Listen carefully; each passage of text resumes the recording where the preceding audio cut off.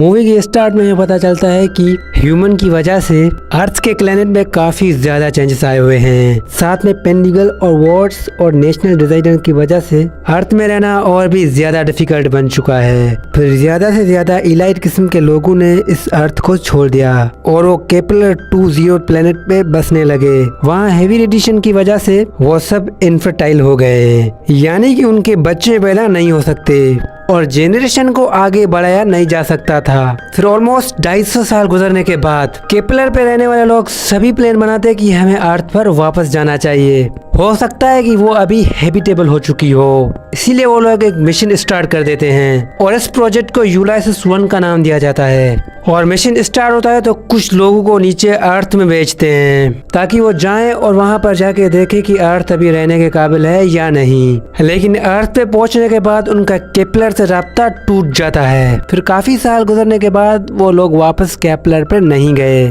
फिर यूलाइसिस 2 नामी प्रोजेक्ट को स्टार्ट कर दिया जाता है, जिनमें 3 साइंटिस्ट थे, ब्लेक, केक और टक्कर। लेकिन अनलकली उनका प्रेस पानी में क्रैश हो जाता है। वो अपने साथियों को बचाने के लिए काफी ज्यादा कोशिशें करती है, लेकिन केक की क्रैश इम्पैक्ट से डेथ हो जाती है। टक्कर जिंदा था लेकिन उनके टांग पर काफी ज्यादा चोट आई हुई थी। इसके बाद वहाँ का एटमॉस्फेयर चेक किया जाता है तो वहाँ पर मालूम होता है कि अर्थ की रेडिएशन अभी खत्म हो चुकी है, जो वो लोग केपलर पे फेस किया करते थे। इसके बाद ब्लेक वहाँ पास का एरिया एक्सप्लोर करने लगती है।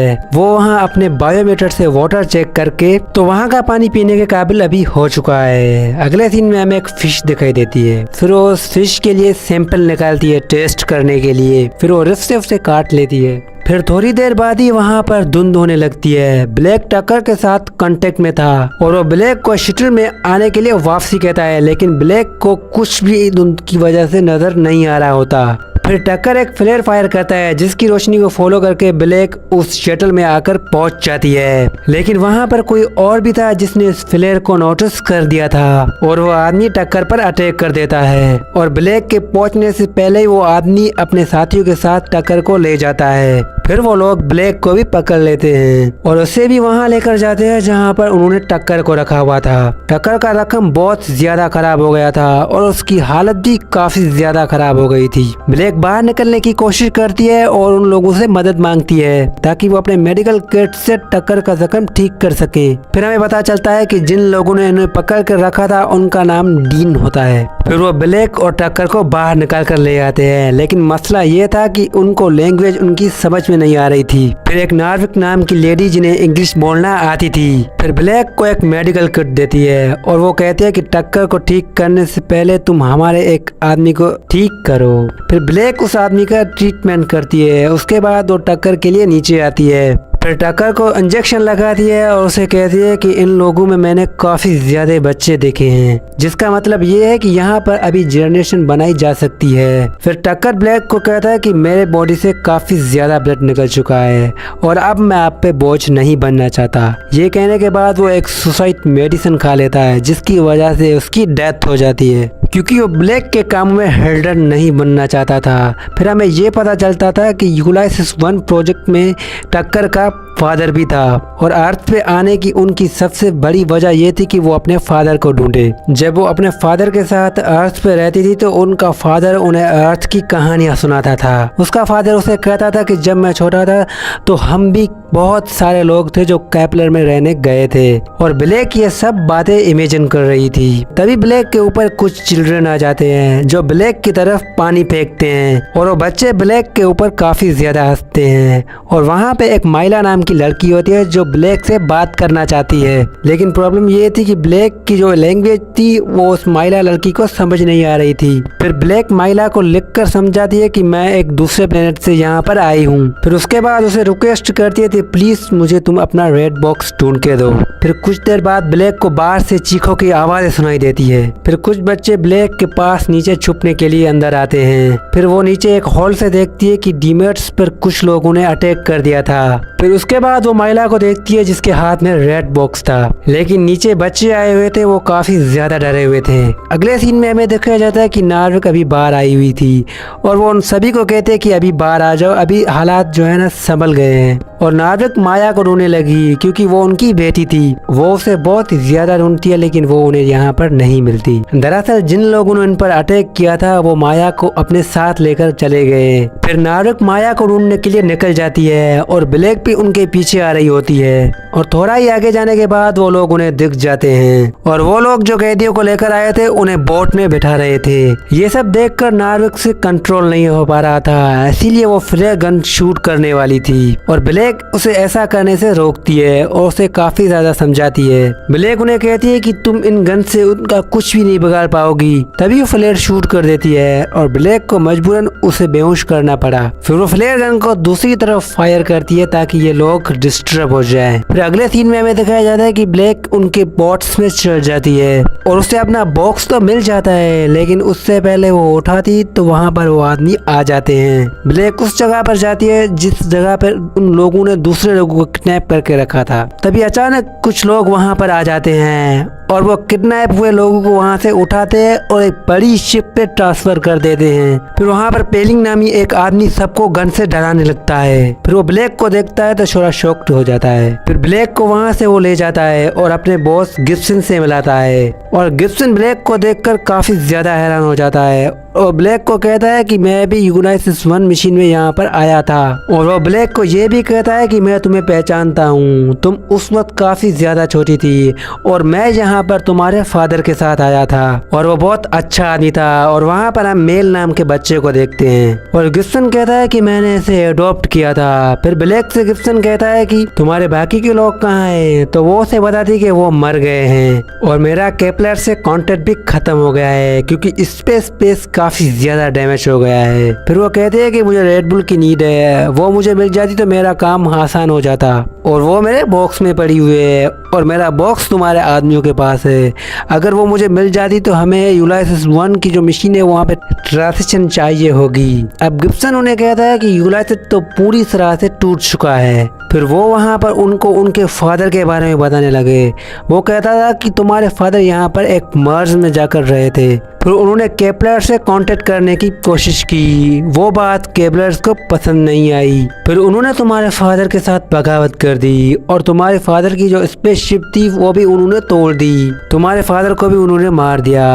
और ब्लैक को कुछ ड्रैंक्स दिखाता है जो कि उनके फादर की बनी हुई थी। फिर वो उन्हें बताता है कि हम यहाँ पर एक मशीन पर काम कर रहे थे और हम इस मशीन की वजह से एक न्यू सिविलाइजेशन भी बना सकते हैं। इसके बाद वो ब्लैक को एक कैबिन देते हैं और ब्लैक वहाँ आती है तो पाती है कि उसके जिस्म से खून निकल रहा था और वो काफ़ी ज़्यादा हैप्पी होती है और वो ये सोचती है कि अब मैं बच्चे को जन्म दे सकती हूँ। फिर इसके बाद ब्लैक को बच्चों के साथ मिलाया जाता है जो कि क्लास में बैठे हुए थे और उधर क्लास चल रही होती है और वहाँ पर उन चिल्ड्रन को केपलर के बारे में जानकारी दी जा रही थी। अगले सीन में दिखाया जाता है कि ब्लैक एक कैबिन की तरफ जा रही होती है और विंडो से अंदर देखने लगती है और उसे वहाँ पर एक आदमी दिखाई देता है। तभी वहाँ पर गिब्सन आ जाता है और ब्लैक उनसे कहती है कि तुमने मुझसे झूठ क्यों बोला कि मेरे फादर मर गए हैं। दरअसल बात है कि उन सब मशीन और स्पेशल शटल को भी तुम्हारे फादर ने ही तोड़ा था ताकि उनका कॉन्टेक्ट केपलर वाले लोगों के साथ ना हो, क्योंकि वो नहीं चाहते थे कि वो केपलर के लोग यहाँ पर आए। फिर ये बातें जानने के लिए ब्लैक कैबिन के अंदर जाती है क्योंकि उनको पता चल गया था कि ये मेरे फादर ही है जो अंदर बैठे हुए हैं। फिर वो उन्हें हक कर लेती है। उसके बाद ब्लैक अपने पापा को कहती है कि तुमने क्यों मुझे केपलर पे अकेला छोड़ दिया।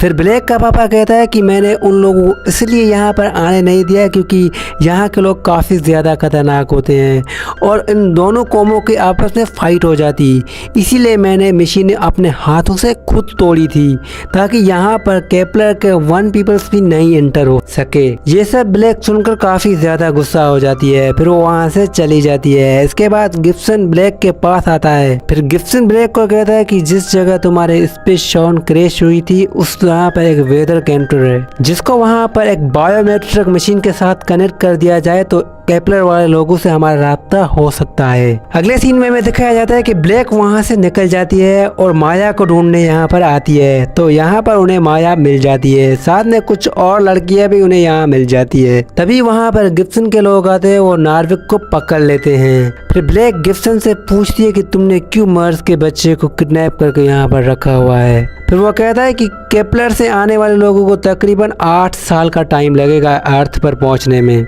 और वहां पर जितने भी फीमेल्स हैं उनकी एज है 35 ईयर तक, और वो यहाँ पर पहुंचने तक अनफर्टाइल हो जाएगी। मैं इस बच्चियों को यहाँ पर इसलिए रख रहा हूँ जब तक केपलर के लोग यहाँ पर आए तो ये बच्चियाँ बड़ी हो जाए, ताकि जेनरेशन को आगे बढ़ाया जाए। ब्लैक ये सब बातें सुनती है तो उन्हें काफी ज्यादा गुस्सा आता है और गिब्सन को कहती है कि बहुत हो गया, अब तुम इसे रोक दो।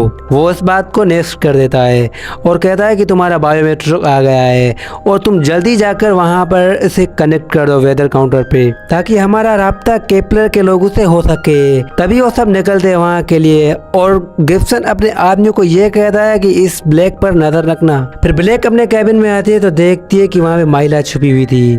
वहाँ पे वो आदमी भी उसके पीछे ही आ जाता है। उसे लगता है कि यहाँ पर ब्लैक सिर्फ अकेली ही है। फिर वो ब्लैक के साथ जबरदस्ती करने लगता है और ब्लैक उसे काफी ज्यादा मारती है। फिर माइला को लेकर नार्विक के पास जाती है और बाकी सभी बच्चों को लेकर वहाँ से निकल जाती है। अब सारे मर्स मिलकर शिफ्ट पर अटैक कर देते हैं और ब्लैक अपने फादर के पास जाती है और उन्हें सारी डिटेल्स बता देती है। फिर वो विंडो से देखती है कि गिब्सन अपनी फैमिली से वेदर स्टेशन के लिए जा रहा था। फिर ब्लैक का फादर उसे कहता है कि हमें उसे ऐसा करने से रोकना होगा। अगर केपलर्स के लोग यहाँ पर आए फिर मर्स के लोगों को वो अपना गुलाम बना देंगे। अगले सीन में दिखाया जाता है कि गिब्सन उस सैंपल को सिग्नल के लिए केपलर की तरफ भेज रहा था। फिर ब्लैक गिब्सन को कहती है कि अगर तुमने ऐसा नहीं किया तो मैं तुम्हें गन से अटैक कर दूंगी। तभी गिब्सन कहता है कि तुमने अगर अटैक मुझे किया तो मैं इस बच्चे के ऊपर अटैक कर दूंगा। तभी एक औरत ब्लैक को कहती है कि ये तुम्हारा भाई है। तभी गिब्सन उसे शूट कर देता है। फिर ब्लैक अपनी गन नीचे छोड़ देती है और हैंड्स ऊपर कर देती है ताकि गिब्सन उसके भाई को ना हर्ट कर दे। फिर गिब्सन केपलर को मैसेज सेंड करने ही वाला था तभी ब्लैक उसे पानी में ले जाती है और ये दोनों पानी के नीचे चले जाते हैं और ब्लैक पानी में उसे गर्दन से पकड़ती है जिसकी वजह से उसकी डेथ हो जाती है। फिर अगले सीन में दिखाया था कि ब्लैक सभी लोगों को लेकर शिप में चल जाती है और उसका भाई भी छोटा होता है और ये सब आपस में बातें कर रहे होते हैं और इस जगह पर इस मूवी का एंड हो जाता है। दोस्तों मैं उम्मीद करता हूँ कि वीडियो आपको पसंद आया होगा। दोस्तों आगे भी अच्छे इस चैनल पे एक्सप्लेनेशन आने वाली है। अगर वीडियो अच्छी लगी हो तो मेरे चैनल को सब्सक्राइब कर दो। मिलते हैं कि नेक्स्ट वीडियो में, तब तक के लिए अल्लाह हाफिज़।